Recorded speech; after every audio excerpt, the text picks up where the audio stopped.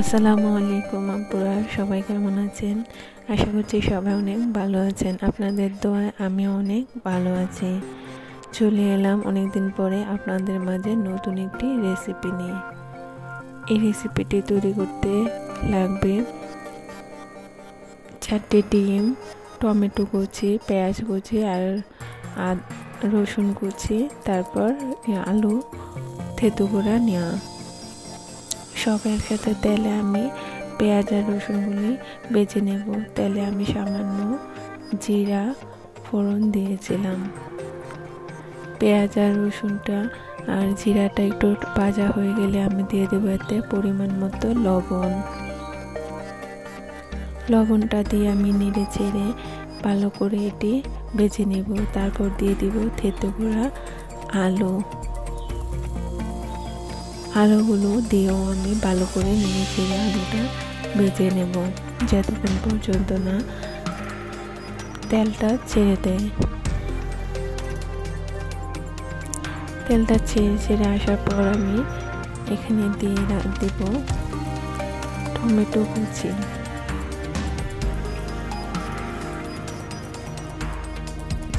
এই রান্নাটা করতে বেশি সময় লাগে না আর খেতেও খুবই মজাদার।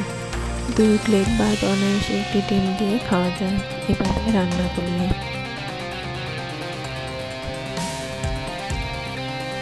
তারপর আমি একটু পর করে আলুগুলো নেড়ে চেড়ে ভেজে নেব। দেখতেই পাচ্ছেন তেলগুলো সাইডে চলে এসেছে। এরপর দিয়ে দেবো আমি কুচি করে রাখা টমেটোগুলো দিয়ে আমি 1 মিনিটের মতো ঢাকনা দিয়ে ঢেকে নেব। তারপর আমি আবার নেড়ে চেড়ে টমেটোগুলো একদম মিশিয়ে নেব। টমেটোগুলো সিদ্ধ হয়ে গেছে, সুন্দর মতো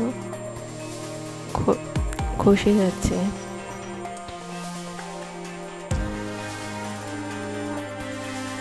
তারপরে একটু নেড়ে চেড়ে আমি এতে পরিমাণ মতো হলুদের গুঁড়ো, ধনিয়ার গুঁড়ো আর মরিচ গুঁড়ো দিয়ে কষিয়ে নেব।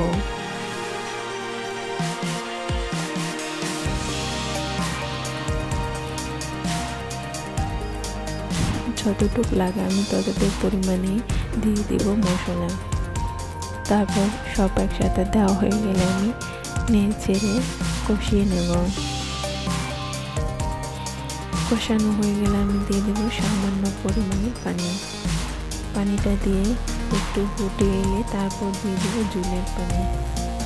এভাবে রান্না করলে খেতে যেমন অসাধারণ হয়, রান্নাটা দেখতেও খুবই ভালো লাগে। জলের পানি দেওয়া হয়ে গিয়েছে। এখন যেহেতু আমি ডিম দিব সেই জন্য জলের পানিটা একটু বাড়িয়ে দেব। এই পানিটা একটু পরিমাণে গরম হয়ে এলে তারপর দিয়ে দেবো এখানে ডিম।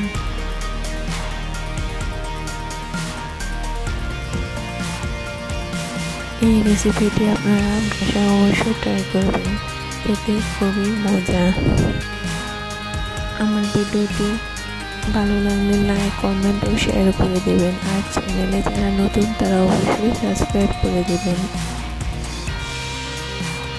আমি ডিমগুলি দিয়ে সামান্য পরিমাণে উপরে একটু করে লবণ দিয়ে দিলাম, যাতে ডিমের ভিতরে লবণটা থাকে আর মশলাটা এমনিতেই থাকবে। তারপর দিয়ে দেবো কয়েকটা তেজপাতা আর ধনিয়া পাতা দিয়ে কিছুক্ষণ জাল করে তারপর আমি নামিয়ে নেব।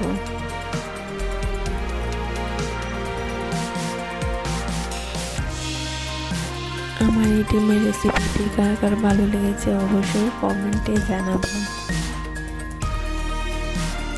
এই পর্যায়ে আমার আলু সিদ্ধ সব একসাথে সুন্দর মতো হয়ে এসেছে, ঝোলটাও একদম হয়ে এসেছে।